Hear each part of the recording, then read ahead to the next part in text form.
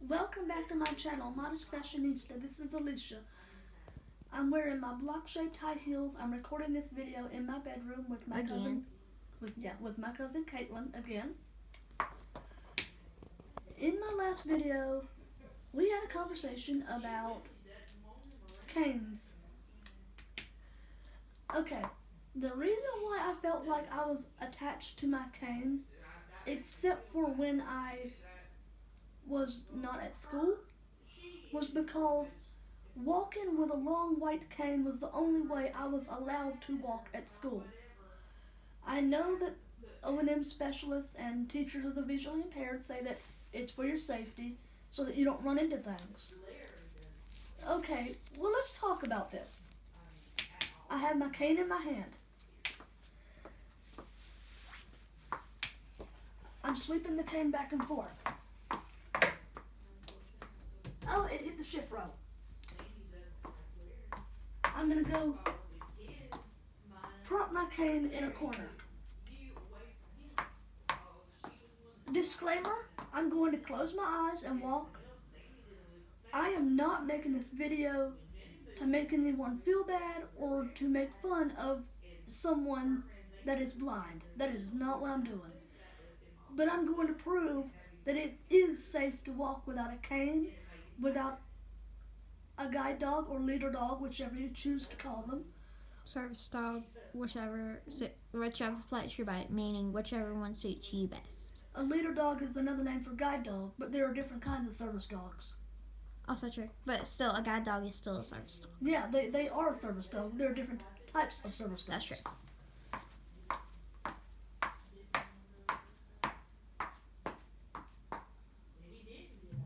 I walked over here to the door of my bedroom. My body, just like anyone else's body, if you have low vision or if you are blind, it will give off a signal that lets you know that you are close to something. It's called proprioception. Proprioception is why people are able to stand on one leg with their eyes closed. It's the reason why they can pat their head and rub their stomach at the same time. You want me to give an example of standing on one leg? I just did it. But yeah. Do you need me to hold the phone? Yeah, you're gonna have to come over here. So okay. It's like when you stand on. Yeah, like that. Okay. Here, I'll hold it. Like what I was saying, when you stand on one leg like this, Exactly. eyes closed. But anyway, That's an example of proprioception. For the record, my cousin was holding the phone in her hand, and when she stood up to give that example, she put the phone in my hand, and I just gave the phone back to her. yeah, because it pointed at the ceiling, and I'm not on the ceiling. I pointed it at the ceiling. You did. Sorry. The camera part where it records. I'm so sorry. It's fine. I'm going to go get my cane.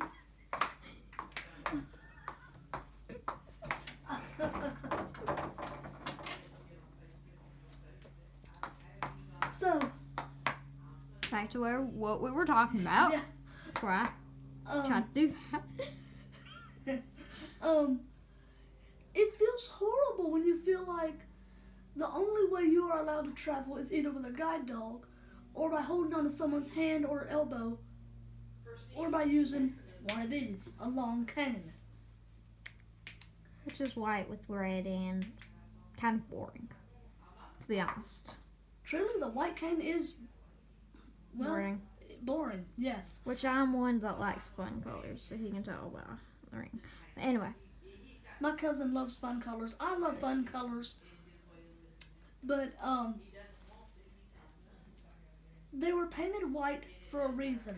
So that people that drive cars can see the visually impaired person even at night.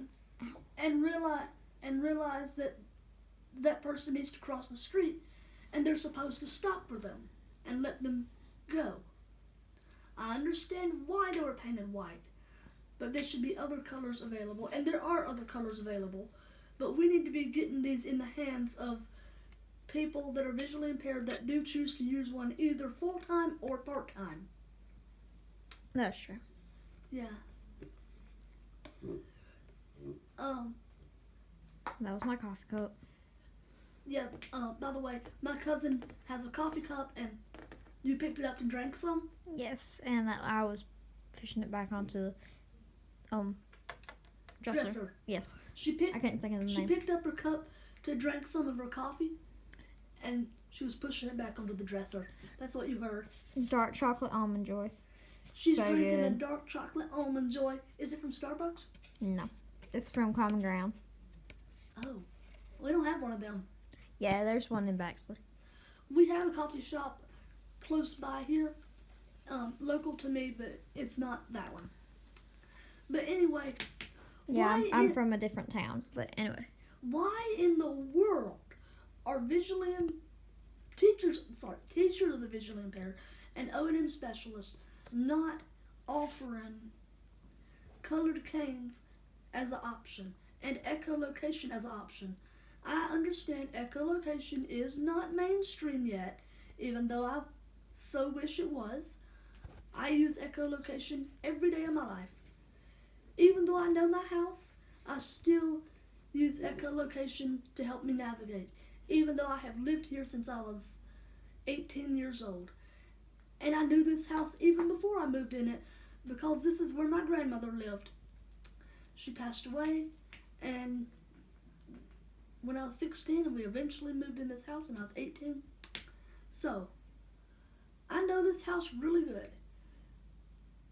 But even with all that said, I still use echolocation, even inside the four walls of this house. And also, it helps when you're like somewhere where you don't know the place. It helps you to get a practice. It helps you get a mental map. Yes. You get a mental map in your mind of the basic layout. Yes, and it helps you practice so you know what you're doing. When you first learn it, if you say your house, you know it by heart. Yeah. And you don't use echolocation there. Well, what if I you do. get so? I'm just giving an example here. What I was saying, and if you don't use what if you don't use it, and then eventually you get somewhere to a place where you don't know it, and then you don't know what you're doing because you forgot how to use echolocation if it's been a while. That's a good point. Okay, back to what you were talking about. I was just giving an example. If you want to start learning echolocation, a good place to start would be go stand in a corner.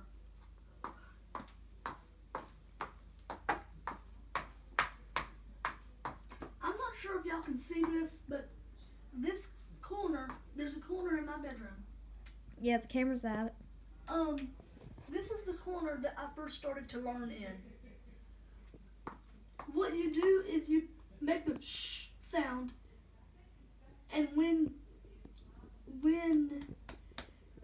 you hear a funnel sound, that's how you can detect corners. Shh. I've been echolocating since I was 23 years old. I was almost 24, but I was still 23. And I can hear that funnely sound really good in this corner. Shh. Shh. And I'm halfway across the room. I can still hear it. Do you just hear shh, or do you hear the funnel sound with it? When you get to where the This. where the two walls meet, meaning the crease there. Yeah. The crease, I can hear it really good, and I can still hear it though. Yeah, I'm near the wall, close to the corner. Yeah. Well, you're in the corner, just at the crease. When you blow at the crease, you can see it.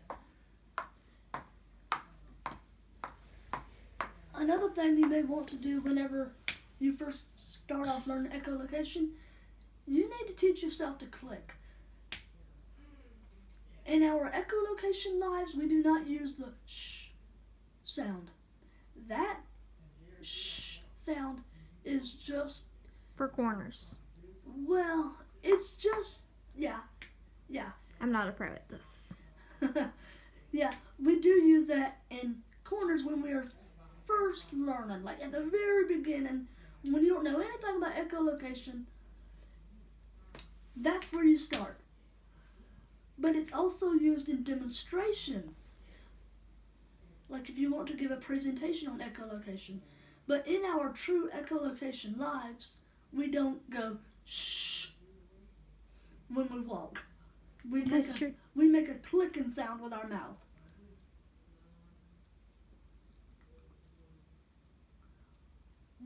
Most of us use palatal clicks or alveolar clicks. You have heard me make these sounds in some of my other videos. Some people use dental clicks. It sounds kind of like thanks, but not. That's kind of how it sounds. I'm not sure if you can hear that. Some people do really well with that one, but the problem with the dental click is that's only good for large objects and objects that are close by. It won't help with small objects or objects that are at a longer distance or far away objects. Like, if you were like right closer to the dresser than you are, it would work. I'm like giving an example, like maybe about right there. But if you're like my ring, since it's like really tiny, and like being like if it was like against the wall over here, and then like you right there, that wouldn't work. Yeah. Absolutely. The takeaway from this video is if someone wants to use a long cane, they should be given options of colors, and they should not be forced to use one every day. If they have a day when they wake up and they're like, oh, I want to use a cane today, fine. If they wake up another day and they're like, I don't feel like using a cane, I just want to walk around like everybody else, like everyone that's not visually impaired, that's fine. They need these options. That's true.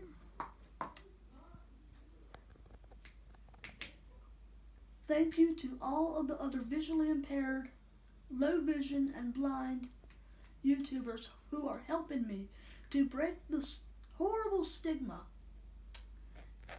And thank you for helping me dispel misrepresentations of people with visual impairments. Recently, I made a video called Dispelling Misrepresentations of Visual Impairments. If you have not seen it, please go back and watch it. Thank you for watching this video. Please subscribe to my channel.